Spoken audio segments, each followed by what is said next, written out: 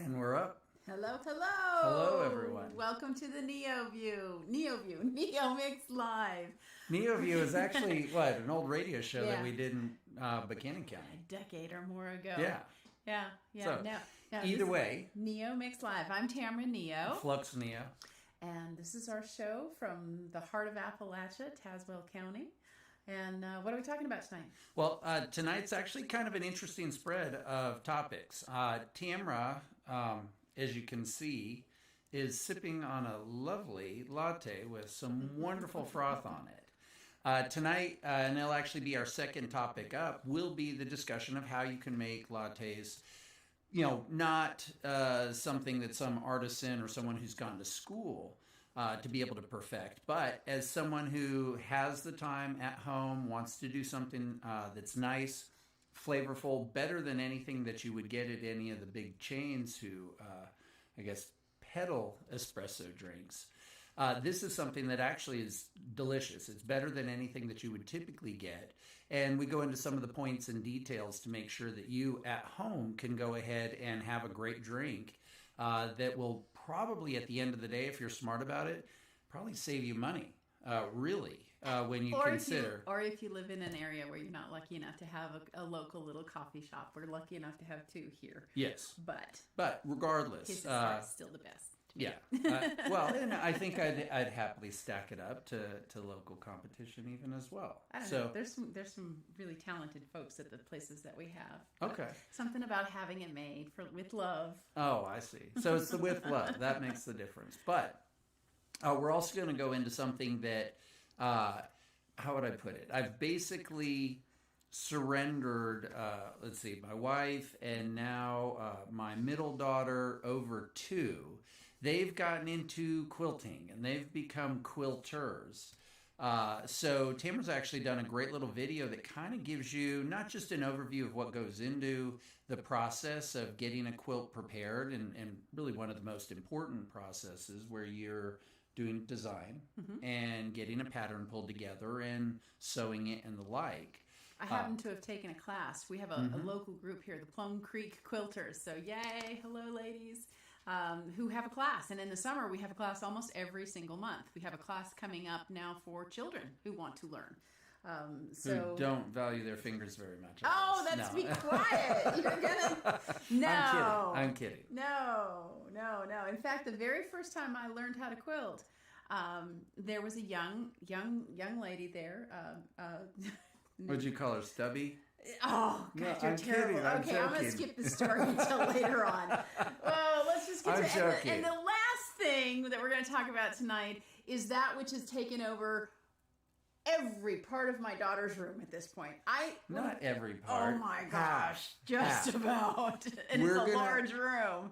No, we're going to go into some of the equipment that we use to make this possible. And what I've done, at least for tonight, because there's a lot of different little components, I thought, what would be the easiest way to take somebody from zero to being able to do something wholly comparable to what we're doing, with, very targeted purchases in mind. So I'm going to go over some of that equipment, talk about it. Don't presume to be some, expert on this, but I can say from what you're seeing that the equipment works. Sound quality, the ability to kind of manage the live stream process and ensure that you have a high enough resolution to your video that it's interesting for people. Not having good sound, not having good video, people lose interest, and it's something that captures people's attention a little bit more when they can see that you've taken the time to really, make sure that it looks good and really that you're kind of honing your craft, that you're getting better with it and you have some equipment that will grow with you. Just looking at the difference between our first show and this show, the video quality is vastly improved. Yeah, now we tweaked the sound a little bit, so I'm not convinced that we're on the ground. So let us know what you're hearing, how it's sounding. The sound on our first couple was real solid, very warm. Right there, I kind of got the feeling this one might be in a basketball court. We heard in a shower. We heard we did some tests earlier. So if you have any comments or anything about the show, not just as far as technical stuff, how the video comes across, the quality of the stream, the quality of the audio, clearly those we want to hear about because we always want to ensure that we're improving. But more importantly, if the content is something that you like, obviously you can go onto YouTube, you can go to Facebook, because we're streaming on both platforms. So you can add comments, you can subscribe, you can like what it is that we're doing. And then if there are things that you'd like us to talk about, various, things, this is kind of like a lifestyle type of format that we're working on here. So we're open to suggestions. And I'm a quick study on things, so once I get my bearings on something, I can offer up constructive feedback pretty readily. But then additionally, if there are things that are kind of off the beaten path and maybe you yourself haven't jumped in and you're interested in seeing us explore it, we're happy to. Very good. Very good. So I think first up, we want to do the quilting. Yes. And you want to give folks a sense. You've created a bit of a video for it. I have. Like I said, I started quilting, how long ago was it, ladies? Wasn't that long ago. No, I think this is like quilt number 5 or quilt number 6 that you're about quilt to see. Number 5. Listen, there are women that have done hundreds of quilts. Yeah, my ladies group did over 150 quilts to send to the to some of the elderly homes around our area, and they did it in like a 4-week period of time. Yeah, so I just know I'm a baby quilter. Well, I knew we were in trouble when it was like, well, we need a quilt for each season. Oh, do you want a quilt? Oh, well, our daughter, she needs our other daughter needs a quilt. Our son, he should have his own quilt. No, I haven't made him one yet. Yes, let's qualify that. Okay, so at any rate, these women who have a class every Tuesday in Thompson Valley, here in Castle County, they hold a class, and I just showed up with the required materials, and they taught me. And I'm not a sewer. I do make baskets, but making the baskets is a single zigzag stitch all in a row. No real, sense to it. They can be beautiful, but I always felt sort of intimidated. I thought quilting was for people who knew how to sew clothes, and I certainly can't sew clothes. It's not. It's magic, I think, when we get into it and create a pattern and do things that you think, well, why am I sewing 2 pieces together with their insides in? How is that going to be a quilt? And buddy, you get the rotor cutter out, and suddenly you start to see how these quilts are put together. Kind of come to life. Yes. So, and what I was going to say, the little cute story, my very first class, I sat in there with a young lady, Miss Maggie, Flossie Mossy. She, I don't think she's more than 10, 11. And it was her very first class too. And we were learning how to do something called the wonky star. And so I happened to be sitting next to her. And this little girl got this so well. I'm a little embarrassed to say I found myself trying to just keep up with her. I'm like, I am not going to be beaten badly by an 11-year-old who's also just starting. So I guess that's the point, is that it doesn't matter what your age is. It's just a matter of whether it captures you or interests you enough to dive in and take a course. So with that being said, Okay. I'm going to go ahead and start it. We got a video on this, so we'll go ahead and kick off and show you what Tamara's done on this project.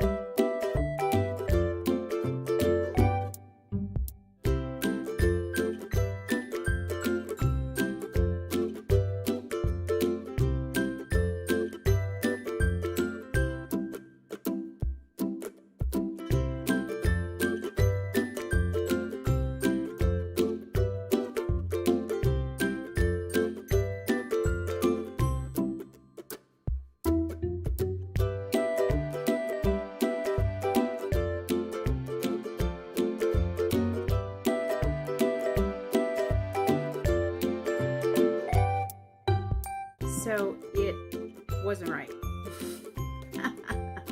And I couldn't see it until I got all 4 quadrants together. So I'm not going to sit here and film the rest of this, but I'm taking my 4 quadrants that I just sewed together. I'm taking them apart, 1 stitch at a time. I think where I got confused is the swirly piece. I know that swirly piece was my center, and I have a swirly thing in the center, but the rest of it just didn't quite look right. Well, in the upper quadrant of each, I have another swirly piece. So I'm taking it all apart, and I'm going to center on this swirly piece and see if it looks right, because it didn't look right. Looked nice, but it didn't look like what it was supposed to look like. So if it still doesn't look right, I'm done. I've got plans for a new direction with quilting that I'm very excited about. You can go look it up. It's called One Block Wonder, and that's where I'm going next.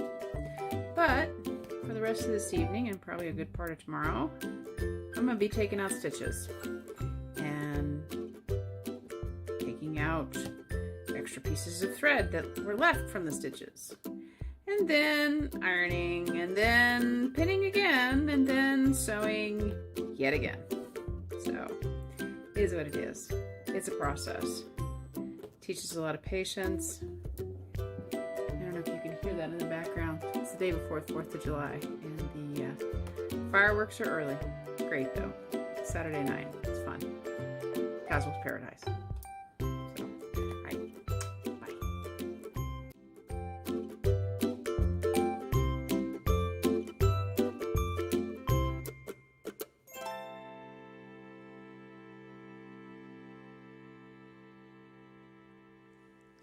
Slick. Yeah. So that one isn't, I don't have the borders on it. I have them almost done in real life. So there's a real thin little line that I call a frame first, which just ends the colors. And then there's a border, which is more traditional on the quilts. And then I'll take it to the quilting machine. They have a quilting machine at Plum Creek Quilters. And I will hand quilt that. It's laser guided, but I'm doing it with my hands. And that'll put the backing on, and then I'll come back and I'll put the binding on, and I'm using that swirly piece as my binding, and it'll be beautiful when it's done, I think. And, so 2 quick questions.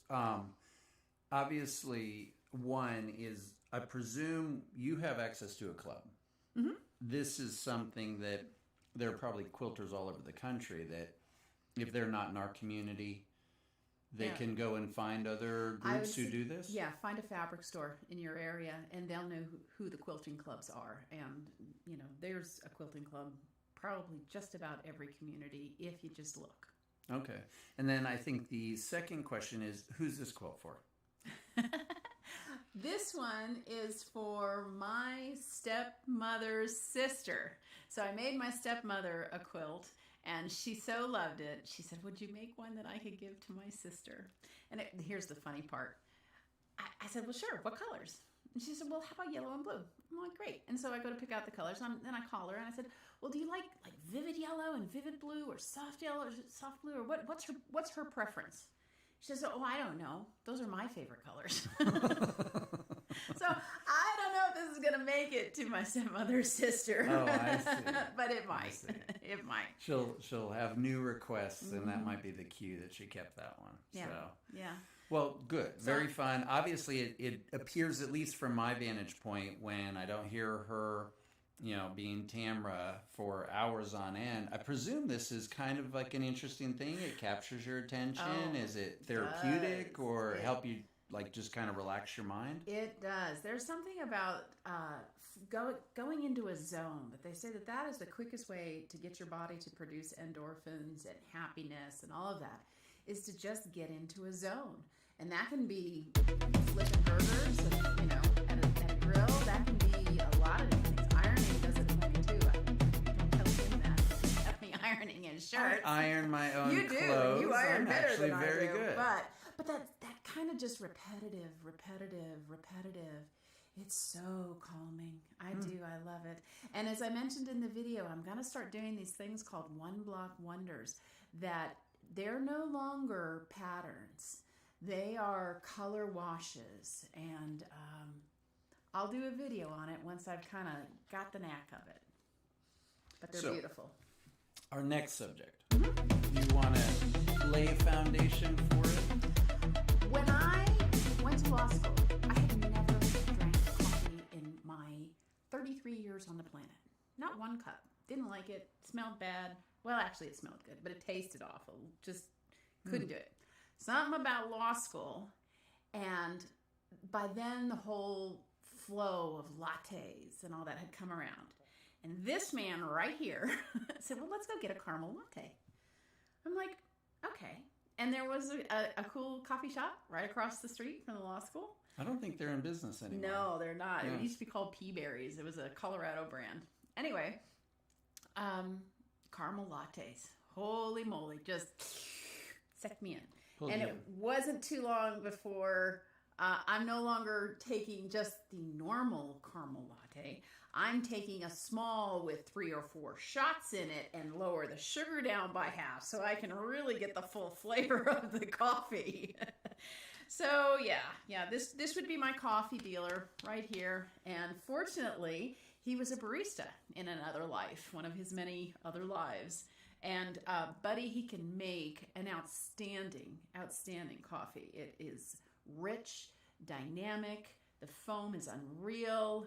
He understands that sometimes you don't want so much sugar, sometimes you want a little bit more, and so he's real good about measuring and all that. So, well, look, at being a barista for me, I think it was like my first. Well, let's put it this way: I had real jobs that like paid, and then I had jobs that were just kind of side things. Mm-hmm. I did a lot of dishwashing when I was younger. Went into a floral shop and learned how to do floral arrangements and, take care of cut flowers. And then the next, I think, important step for me was learning how to make espresso drinks, because it was great because I could go into a town that I'd never been in before. And I moved around a lot when I was younger, make them a drink or two, and they would give me a job. So for somebody that, was kind of transient, it was a great way to be able to get quick job. And, the cool part about, coffee in general is, for me, it's a very social beverage. He gets to talk to people over and over. It's not just that. It's this, think about it. And mind you, I grew up in kind of the coffee shop culture. You would go hang out. It was like, if some people maybe treat the bar as their local watering hole, for me, I treated the coffee shop as kind of the place where you met your friends, the place where you got ready before you head out on a Friday night, where you would have your philosophical conversations with people, talk about music, your interests, meet somebody new. And, I grew up poor. So, the idea of going to a restaurant was just not reasonable to think about. Whereas going and spending, $10 on a couple coffees and a little pastry, that was clearly more accessible to me and my situation. Yeah, Taco Bell. But regardless, it's something that I think has kind of a cultural element to it. So it was important for me to be good at it, like, most anything that I'm interested in. But what I focused on with the video that we're about to show is just some of the basics. But my point, and I think kind of the message is that learn the basics, and no matter what you're doing, you can have a great drink that not only you'll enjoy, other people will enjoy. To me, it's more cost effective too, because if you can make these drinks at home, it's very easy for you to enjoy that for breakfast, enjoy it as an evening, way to relax. And there are different ways to prepare it once you understand, again, the basics. So when you learn the basics, how you then kind of accent the experience to suit what your taste buds are, what those of your family members and friends are, you can start to play with it. So this video is really centered on making sure that the basics are covered. And there are things that if you have questions or anything that isn't covered, I try to be pretty particular in this video. If there isn't anything covered, send us a message and I can offer some additional feedback if maybe things aren't working exactly the way that you'd like. This is a masterclass on how to A foam. masterclass. This is, I'm sorry, This is a master class on how to foam milk. So stand by. Okay. Well, let's see. Let me get this up. The bean that I'm going to be using for espresso tonight is this Malaberties. I guess it's kind of a unique bean because it's actually grown in Australia. Let's see what the smell is like. And I know for everybody who is into beans, this is a borderline euphoric moment. But, oof, goodness, just kind of give a sense. You can see the beans are lovely, aromatic, just amazing. You know, a handful of coffee beans, espresso particularly, and all this is a basic little Braun. Oh, Mr. Coffee. Oh no, Mr. Coffee. I forgot this was a Mr. Coffee. I think they licensed the same thing with Braun as well, but.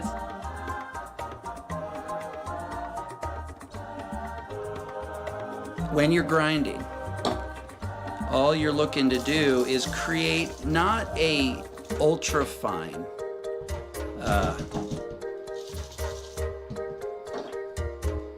grind. What you're looking for is, you know, not too coarse, but kind of between coarse and fine, which really is just about kind of listening and ensuring that you take a peek if need be.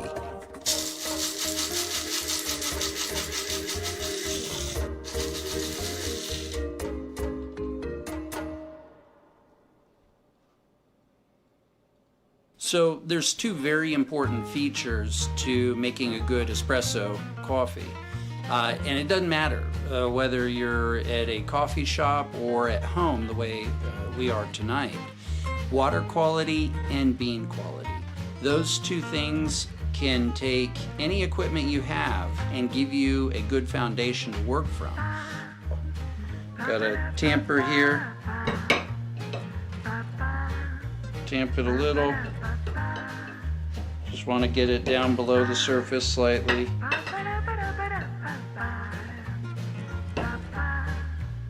It doesn't have to be, you know, muscled down, but just something to give you a good concave foundation when you put it into your machine. So clearly getting a milk that works for you. Our family likes whole milk, but to get the best froth possible, you're going to want to ensure that you have the skill. Now, if you're not great on your skills, but you want an easy milk to froth, skim milk is actually the easiest to froth, but I still think that as far as richness and flavor, a whole milk's better. So we're going to be making a latte today, and I am very particular about ensuring that the milk that I use is cold. You don't want to be doing this with warm milk in any way. Now, you can see that the carafe here that I'm using, it is filled up maybe just about a third of the way.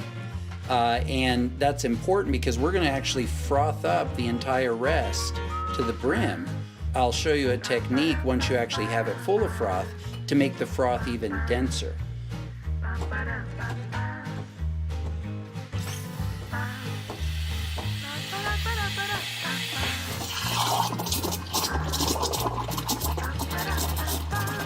Now the thing that you'll see is once you have a little froth, I'm going to focus on keeping the wand just high enough that it keeps the milk churning. If I go too deep, it doesn't froth. If I go too shallow, it sputters. So it's about keeping just the right height. But you can already see that the bubbles are getting infused, the air is getting infused into the milk. And this is the process. Takes a little bit to learn how to keep it just at the right level where you keep a consistent blend of milk and air occurring. But it's not complicated. It just takes a little patience and practice. Now once I've gotten to to where I have froth coming almost to the brim. What I'm next going to do is focus on heating the milk the rest of the way.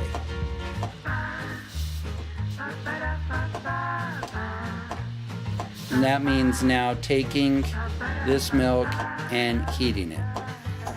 So now that you can see it's frothing, see how it's already creamy, and what I'm trying to do now is just bring the temperature up to 140. And if you like it hotter, a little cooler, it's your choice. I think 140 is kind of a bare minimum. But at a minimum, you can see that froth is just amazing. Okay, I've hit 140.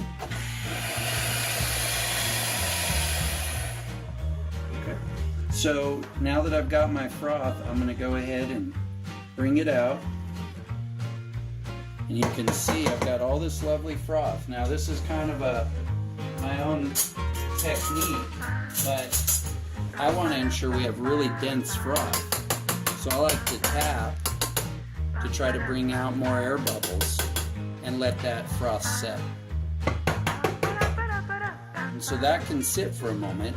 It is important because of how milk is, you want to run some hot water through.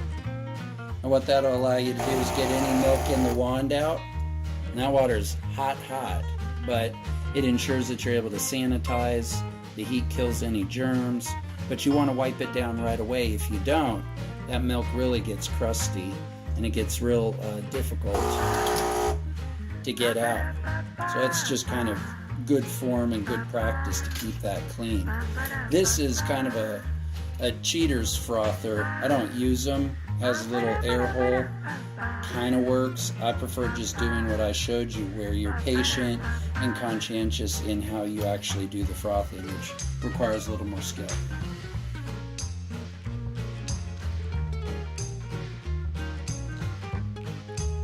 So this is some Torani. It's actually a great syrup. They do these really fun flavors. This is their smoked black cherry. Tamara loves it. I'm making Absolute favorite. Hands down. I'm Not making even this close. drink for Tamara. So you can add flavors all you'd like. We have a little measurer here. And, you know, kind of like for shot glasses, but you don't need too much to get a really amazing flavor. Don't want to go overboard on your syrups. As you can imagine, it can become too sweet and it overwhelms the flavor of the coffee itself. Totally not eat like a bear friendly, but completely worth the carb count. Now we had our espresso earlier.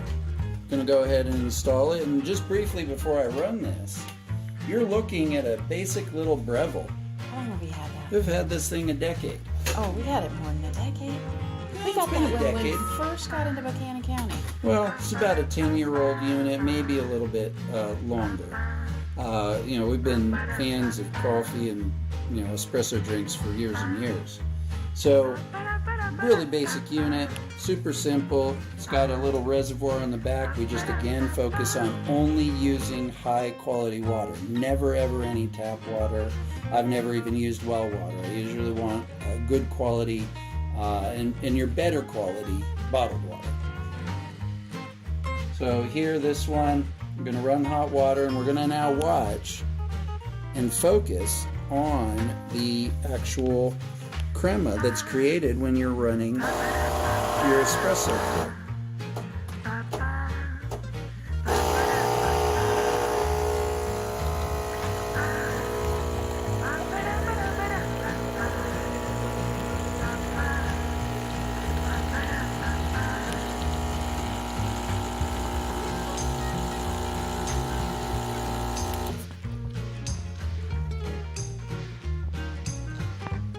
Now what you'll see is that little crema on the top.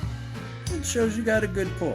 You know, you want to avoid as much of the white as possible, have more of that creamier color. This bean, obviously, you know, we're going to be experimenting with it for the first time here. But you can see we've got a good pull from it. So I'm going to go ahead and add that. I want to ensure I get as much of that crema as possible. And my little technique here for ensuring that I make a good drink is to trap my phone. And in so doing, gives me the milk underneath. I can now mix everything. The espresso, that wonderful syrup, the milk. And so I've got a good mix on my drink. But now I have the opportunity to add this wonderful, look at how fluffy. It's amazing. I love that. Delicious froth. And this is with whole milk. This is with whole milk. This just required some patience, but you don't get this kind of froth when you go to Starbucks. It's half the experience having this. And as you can see, you can make all kinds of great drinks where you can stain the... What does that mean? That's where you take the froth and then take your espresso and stain the froth with the espresso from above. But this is an amazing drink now, and Tamara will taste it for you. I'll get her on video tasting it, but we've done this a few minutes here at the house. It's going to be a quality and a flavor that if you haven't tried a drink like this, and you've only tried things from kind of subpar coffee shops or Starbucks, you literally don't know what you're missing.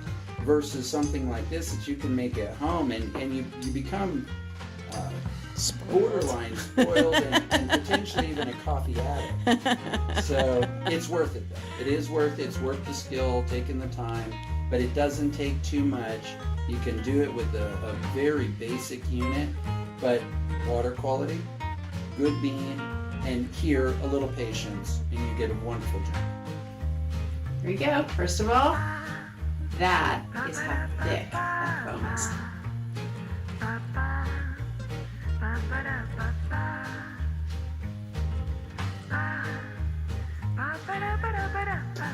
Absolutely wonderful. The reason I am addicted to what Flux creates is because the espresso, when he makes it, tastes like dark chocolate. It's so deep and so fragrant, if that can be a word for taste. Something like it. So, cheers. So something that's really important is cleanup. There's actually a practical reason aside from just good form, but by cleaning up afterwards, you ensure that there aren't residual beans that are caught up in the espresso. And really what the issue is that if you leave beans caught up in the mechanism here where the water comes out, then you're going to actually have acids build up, old beans caught in there, and all of that can impact the actual flavor of the drink itself. So just very basic, very easy to do, but you go ahead and run some water afterwards, and you can see just how much is in there. By running that fresh water, you sanitize, but also you ensure you get any residual beans out so that the next time you come and make a drink, it's going to be that much fresher because you don't have any residue from, potentially a day, 2 day, 3 day old remnants of beans. Cheers. Okay. Yeah, I was actually interested. The funny part is, I didn't get to see this video before this evening. So for me, I'm like, yeah, that's a good point. Yeah, no, I agree. So now this is interesting. We pulled that bean out of Australia. Yeah. Okay. So when we went to our vacation, we went to Tucson. We also went to Los Angeles, and we found a coffee shop in Westwood. And I had I love my husband's coffee. I had the best latte I've ever had in my life. And it was different than everything. It was very strong, a very strong coffee flavor, but no bitterness, absolutely none. And I asked about it, and they were an Australian coffee. Not a company. place typically known for coffee beans, Well, not espresso roasts. Certainly not for coffee beans, because I think the folks that we found are one of the very first in the country growing. But they are renowned, apparently, world renowned for outstanding coffee. I have a cousin who lived there for a short period of time, and she said, yeah, they're obsessive about their coffees and their things. It's got to be certain cows who grazed on certain kinds of grass that produce certain types of milk and this and that, and it's just extraordinary. Now, that being said, this is a nice bean, and there's no doubt about it. It is not my bean, though. I've got to say, this particular one is not the same bean as what I had when I went to Los Angeles. So I'm now still on a hunt for exactly what I had. This bean was softer. It didn't have that, that deep, rich flavor. Now, I can say if somebody's not usually like Tamara, who You're they've not a been coffee drinking addict it now for This is a good decades. entry bean. Yeah, it is actually a good bean because if the flavors are a little milder and more accessible, it's not overly bitter. Look at you pulling more people into the coffee land, coffee world. I told you he's a coffee dealer. He's like, I figure people want an honest assessment here. But seriously, if you're new to it, it's a great bean for that. It is. So, I think the point is when you focus on the basics, what you do from there is really up to you, because the nice part is that there's enough people growing beans now. The Roasting equipment. beans. We have a local bean roaster here in Tazewell County. There's one in Floyd County There's also. one in Abington. So there's some in the region. They're popping up all over the place. And this is all over the country. So this is not just particular to our neck of the woods. But the point is that, it becomes fun when you know what goes into making these drinks. And then you go somewhere and you go to a coffee shop and you try and see what they're doing. You pick up little things, little techniques, little insights into how it is that they're making their drinks. And now you can bring that home. It's not like you're now stuck to say, well, that was a great drink. I'm never coming here again, so that was a one-off. No, you ask them, what beans are you using? Where'd you get this? Who's the roaster that you're using? And you'll be surprised because a lot of these people are online. So you can contact the roasters directly, ask them to ship you some of their beans. You can ask for variations on their beans. Clearly, we're working with a lot of espresso. What I am going to do with the beans from Australia that we do have is I'm going to put it through a French press and see what kind of coffee experience it affords, since it's not a more robust flavor like you would typically expect from a lot of espresso roasts.